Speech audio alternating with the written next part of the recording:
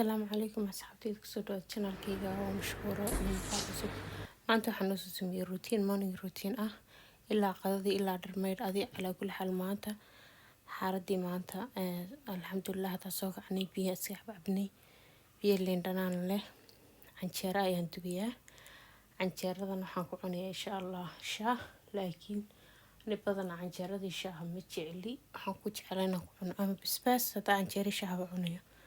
ama baduqus labadaas hadoon hilibna lahayn jeeri shaah keligeed ma jecli marka waxaan sameynayaa duqusna waa haystaa alxamdulilah basbaas xabashna waa haystaa hooyadii baa isoo dirtay ilaa khayraasiye markaan quraacana kadib waxaan sameynayaa guriga iska xaaqaya wax badan saas ma qabanayo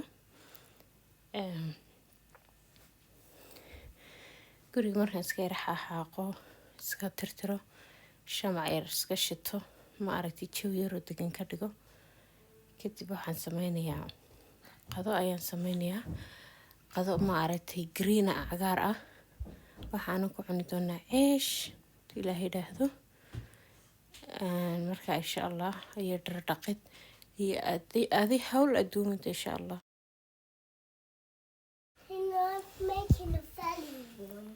inka hada channelkan ku cusub tahay fadlan subscribe saar muuqaalkan hada aragtid like na saar aad u mahadsan tahay waxaan soo gudbin doonaa routines cilaan iyo cunto karis aad iyo aad fudud insha Allah aad iyo aad u mahadsantiin okay